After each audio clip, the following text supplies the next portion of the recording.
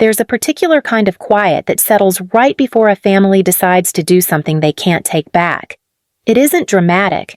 It's practical, like paperwork being straightened on a kitchen counter, like someone rehearsing a smile in the car mirror. Maya Lawson was not the loud one in her family. She wasn't the person who won arguments at dinner or made people laugh when the room got tense. She was the person who stayed. And when what her grandparents left her turned into a reason for her father and brother to rewrite the rules, it stopped being about a house. It became about whether she was allowed to be a whole person without permission. What happened next came in her own words. I saw the moving truck before I saw Ryan. It was angled wrong in the driveway, like whoever parked it didn't care if the tires chewed up the grass. A locksmith van sat behind it, hazards blinking. Ryan walked up first, coffee in one hand, a manila envelope in the other. Like this was a normal errand. Behind him, my father stepped out of his car slowly. Thomas always moved like he had time on his side. He looked past me at the front door, then back at my face, calm and disappointed. The same expression he used when I was a kid and he wanted me to feel small without raising his voice. Ryan held up a thin sheet of paper. Recorded. That's all that matters now. I didn't take it. I looked at the top line. County stamp, a receipt number, an instrument number. Where did you get that? I asked. He smiled like I'd finally caught up. You don't have to make this hard. Movers are here. Locksmith's here. You've got time to pack the basics. My father's voice came in soft. Steady, Maya. Don't turn this into a scene. The family can't keep living around your decisions. The family, I repeated, and felt my throat tighten. You mean you and Ryan? The movers hovered by the truck, watching our faces, waiting for a cue. One of them shifted his weight like he already regretted taking the job. Ryan took a step toward the porch. Just open the door. We do this clean. Natalie Cruz came out from inside the house and closed the door behind her, locking it with a small, deliberate click. She didn't rush. She didn't glare. She held a folder at her side like it weighed nothing. A deputy sheriff stood with her, hands relaxed near his belt. Not posturing, just present. Natalie's voice stayed even. Ryan Lawson. You filed a fraudulent quitclaim deed for this property. The notary seal on your document traces back to a commission that expired years ago. This has been referred for criminal review. Ryan's smile collapsed. That's not what this is. The deputy looked at Ryan, then at my father. Nobody's entering this home today. If you try, it becomes trespass. I'm here to keep the peace. We've heard a lot of families say no hard feelings while they're actively trying to take something. It never sounds true in the moment. My father's jaw tightened. You brought police to your own front porch. Natalie didn't move. She brought lawful process. You brought a locksmith. Ryan's eyes darted to me, and for the first time, there was fear under the bravado. Maya, tell her to stop. I kept my voice low. You don't get to record a lie and call it reality. And I let the silence sit there, long enough for the movers to start backing away on their own. If you ever find yourself standing at the edge of a line you didn't draw, you already know what it costs to step back from it. The house didn't feel different after they left. That was the strange part. Same creak in the floor by the stairs, same faint hum from the refrigerator. The quiet settled back in like it always did, as if nothing had happened. Natalie stayed a few minutes longer, flipping through her folder at the kitchen counter. I'll follow up with the county this afternoon, she said. If he files anything else, we'll see it. I know. I replied. My voice sounded steadier than I felt.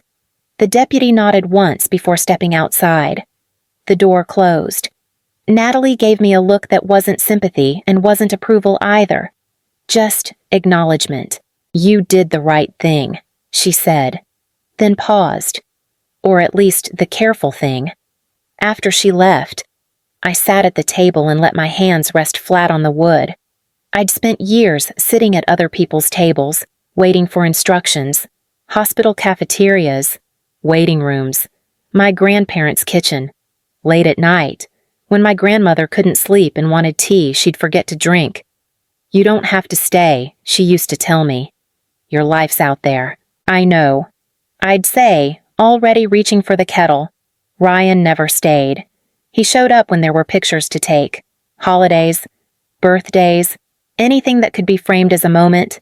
He'd hug them, loud and affectionate, then disappear before the cleanup started. My grandfather noticed.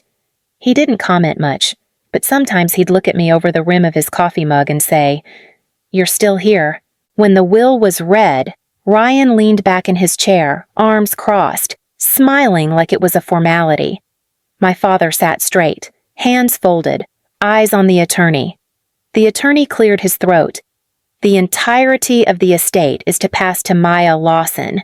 Ryan laughed once. A sharp sound. "That's not funny." My father turned to me slowly. This isn't what he would have wanted. The attorney kept reading, voice steady, detailing the house, the accounts, everything tied up clean and clear. No confusion, no ambiguity. Later, in the hallway outside, my father lowered his voice. "You were around them too much at the end." I looked at the carpet. The pattern was worn where people walked most often. I was around because someone had to be. That doesn't give you the right to decide things alone.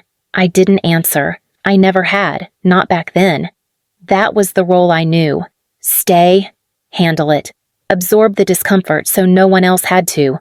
It took me longer than I like to admit to realize that staying didn't mean surrendering. It just meant I was the only one who saw how things actually worked. My father started calling more after the will was read. Not angry calls, not demands, just check-ins that felt like inspections. He'd ask how work was going, whether I was sleeping enough, if I'd eaten. Then he'd pause, long enough for the line to go quiet, and add something that sounded harmless until you replayed it later. "Your grandfather leaned on you a lot at the end," he said one afternoon. "That kind of dependence can blur things." I stood in the grocery store aisle, phone tucked against my shoulder, staring at a row of canned soup I didn't need. He trusted me. I replied, "I'm not saying he didn't." My father answered, calm, careful, "I'm saying he wasn't himself all the time." Another pause. A breath. "People talk. Maya, you should be aware of that." At Sunday dinner a few weeks later, he repeated it, just louder this time. My aunt froze with her fork halfway to her mouth. Maya was very involved near the end. My father said, folding his napkin, more than most people would be comfortable with. Ryan leaned back in his chair, arms loose, watching.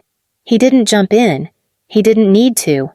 "I handled appointments and paperwork," I said. My voice stayed even. "That's all." My father nodded, like he was conceding a point. "I'm sure you believe that."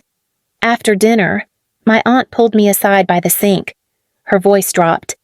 "Your dad's worried you had too much influence. That's all." I rinsed a plate that was already clean. The water ran hot over my hands.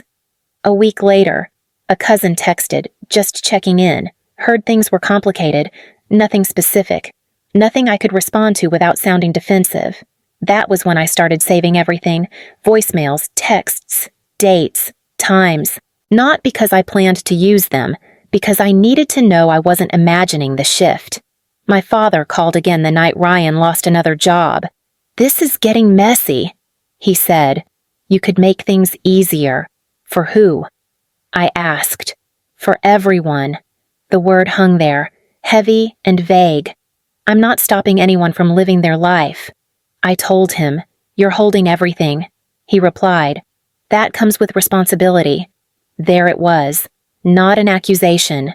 Not yet. Just the outline of one. A few days later, Ryan showed up at the house unannounced. No truck. No envelope. Just him. He leaned against the doorframe, tapping his phone against his palm. "You don't want this to turn into something ugly." "I didn't start anything," I said. He smiled, thin and quick. "That's not how it's going to look." When he left, The house felt quieter than before, not peaceful, alert, like it knew what was coming. That night, I opened my laptop and started a folder. I named it with the address and the date.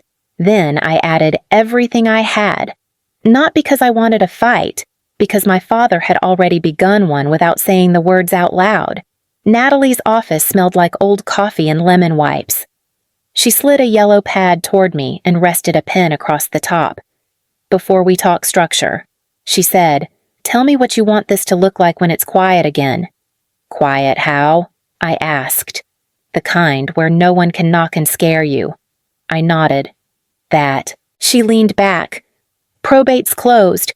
The court issued the judicial deed. That gives us room."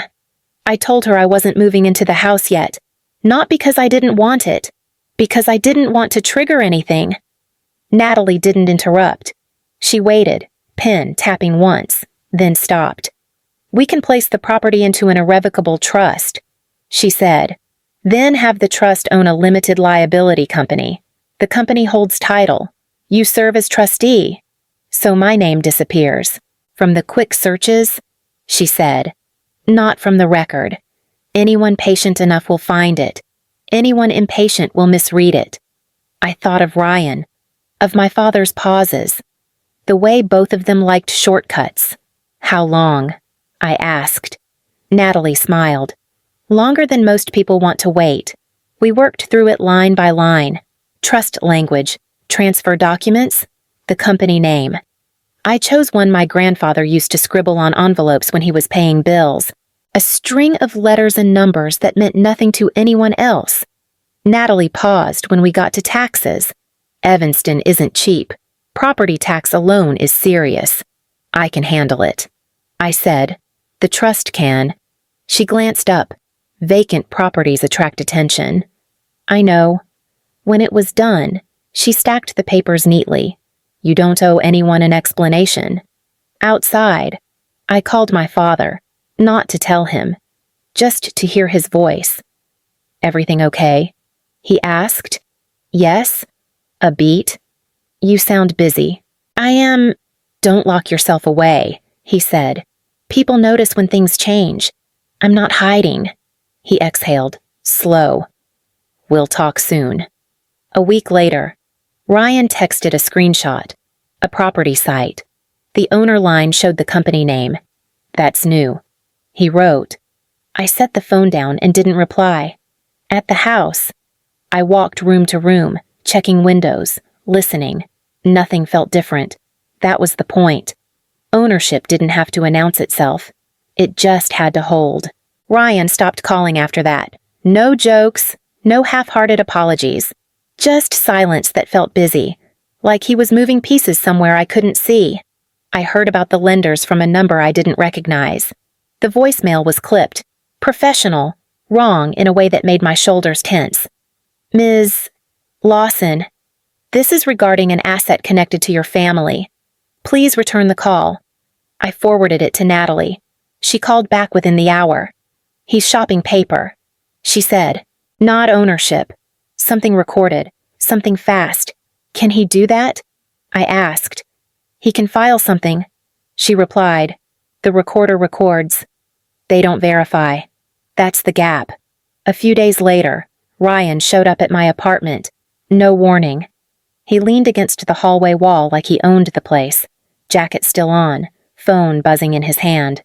"You're making things harder than they need to be," he said. "Then stop," I answered. He laughed. Short. "You think this is about the house? It's about timing." I watched his fingers. They shook when he tried to hide it. "I filed a quitclaim deed," he went on, lowering his voice. "It's recorded. That's enough to move things forward." "Forward where?" "Doesn't matter," he said. "It creates leverage." On a lie. He stepped closer. "All deeds start as paper. Not after probate." I said, "Not after a judicial deed." His jaw tightened. "You always think rules protect you." I didn't respond. He pushed past me, leaving the smell of cheap cologne and stale coffee behind. Natalie laid it out the next morning, spreading copies across her desk. "Outdated source deed," she said. Tapping one page, forged signatures, and this. She turned another page. The notary commission expired years ago, so it's fake. It's criminal. She corrected, but it's also dangerous. Predatory lenders don't care if it holds up in court. They care that it's recorded. My phone lit up with a message from Ryan, a photo, a receipt with a county stamp and an instrument number. Recorded. He wrote, "Last chance to be reasonable." Natalie didn't look impressed. That receipt is his bluff. And his mistake. "What do we do?" "We file a quiet title action," she said, "and a criminal complaint. Today, that afternoon." My father called. I heard Ryan finally handled the paperwork. He said. Relief edged his voice. "You don't need to drag this out." He filed a forged quitclaim deed. I replied, "It won't stand." "You're assuming the law moves faster than money." My father said, "People don't wait. I'm not waiting." I said, "I'm documenting." He went quiet. Then, softer. "You could end this if you wanted." I looked at the receipt on my phone again, the thinness of it, the confidence he'd wrapped around a lie. "I already did," I said, and ended the call. That night, I slept with my laptop open, emails drafted, filings queued. Somewhere between midnight and morning, the silence broke, not with noise, with proof that Ryan had finally stepped far enough to fall. The next morning, the driveway looked like a bad decision made in daylight. A rented moving truck sat crooked near the curb. A locksmith van idled behind it, hazards blinking. 2 movers stood by the open ramp, talking quietly, pretending not to watch my front steps. Ryan climbed out of his car first, coffee in hand, manila envelope tucked under his arm. He moved like he'd already won. My father followed at his own pace, shoulders squared, face calm, like we were arriving at church and I was the one who'd forgotten how to behave. Ryan started up the walkway and lifted the recording receipt like it was a badge. "Recorded," he announced. "Instrument number and everything. We're not doing this the hard way." I stayed on the porch. My keys were in my pocket. My phone was in my hand, screen down. My father's voice came in smooth. "Maya, just open the door. Let the movers do their work. We can talk afterward." Natalie stepped out from inside the house and closed the door behind her with a small, deliberate click. She didn't carry herself like someone bracing for a fight.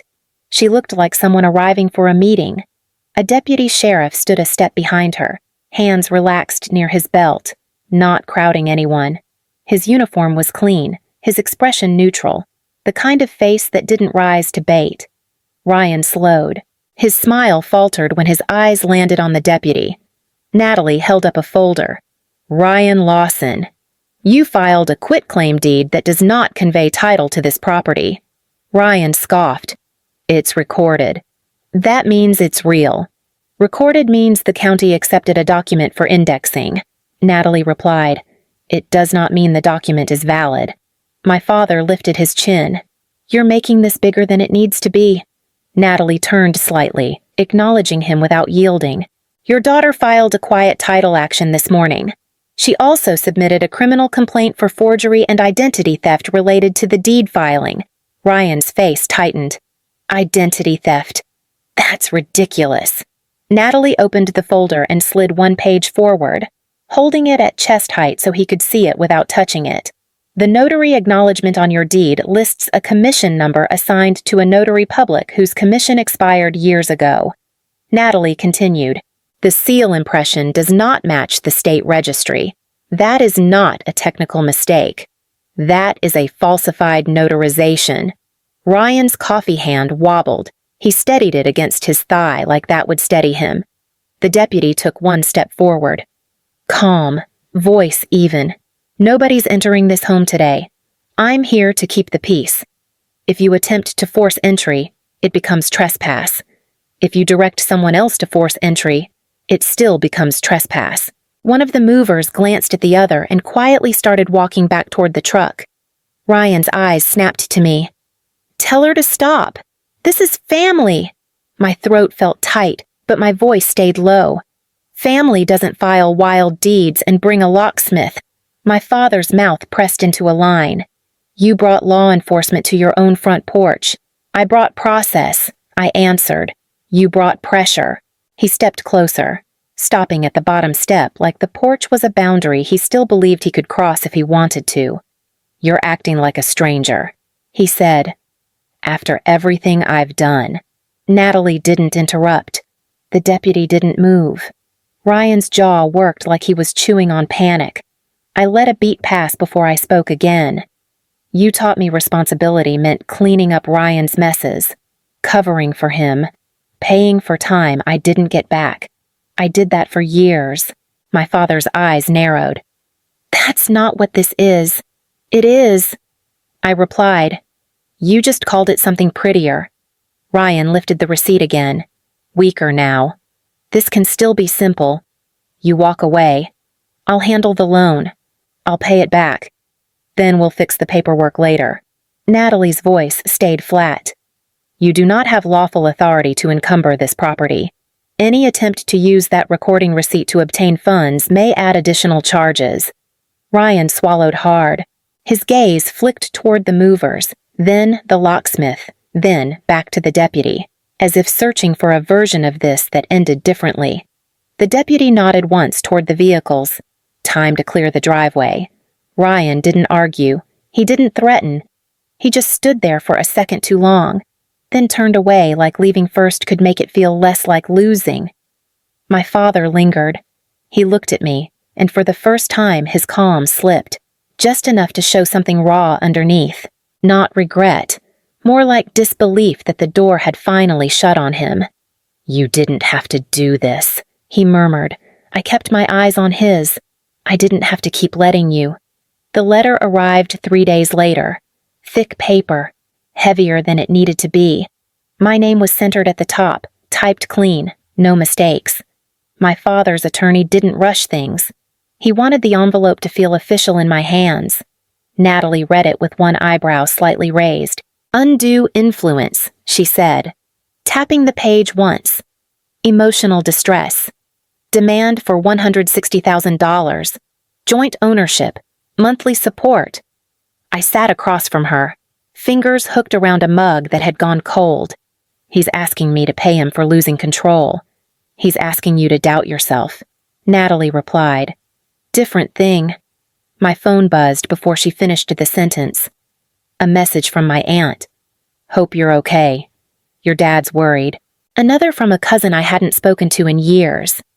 Things sound complicated. At dinner that night, my father didn't show up, but his voice did. It came through other people, softened, reshaped. He's just hurt. My aunt said quietly. He feels pushed out. Ryan texted later, shorter this time. You didn't have to take it this far. I stared at the screen and set it face down. Natalie drafted the cease and desist the next morning. Clear. Direct. No heat. She slid it across the desk. Once this goes out, the tone changes toward what I asked, toward consequences. That afternoon, my father called. No greeting. You're letting lawyers turn this into something ugly, he said. I didn't hire anyone to lie. I answered, a breath on the line. Controlled. People are starting to talk. They already were. You were always close to them, he continued. That closeness matters in court. So does the truth. You're being stubborn, he said, sharper now. You think paper protects you? I think it shows what happened. Silence stretched. I could hear his television in the background, a commercial playing too loud. You don't have to do this, he said finally. You can still fix it.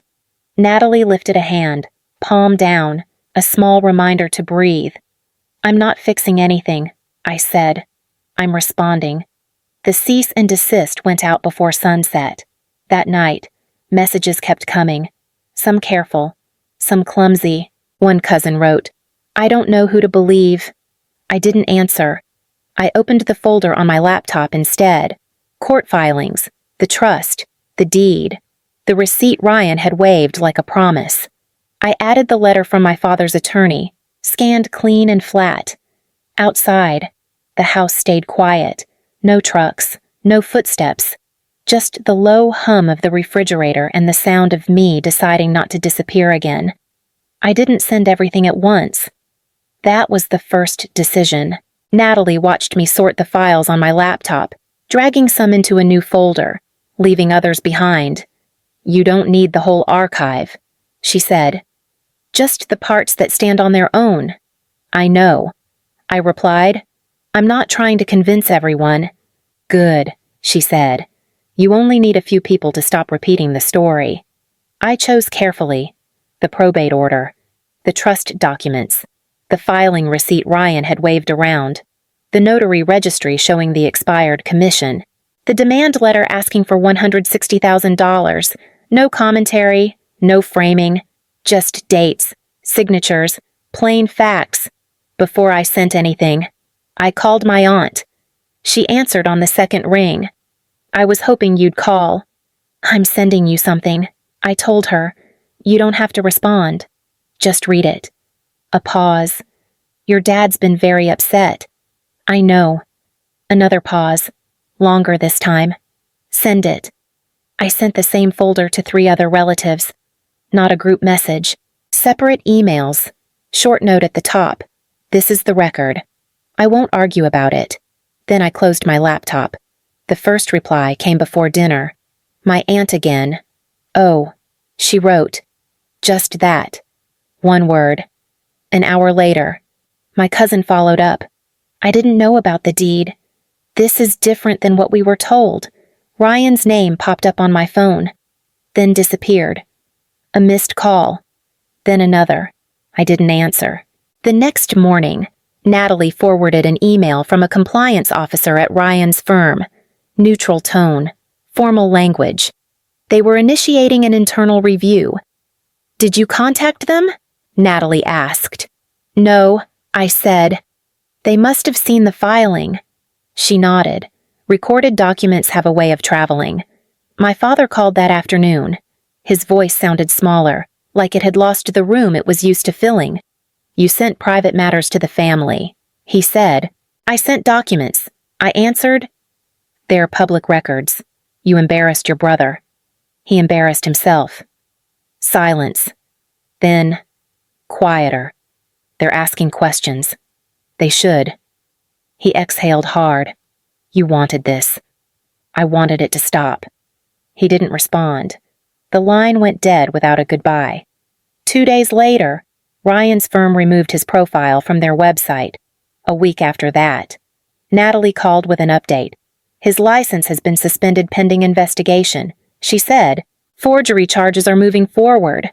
I sat on the edge of the bed, phone pressed to my ear, staring at the wall where a picture used to hang. "Okay," I said.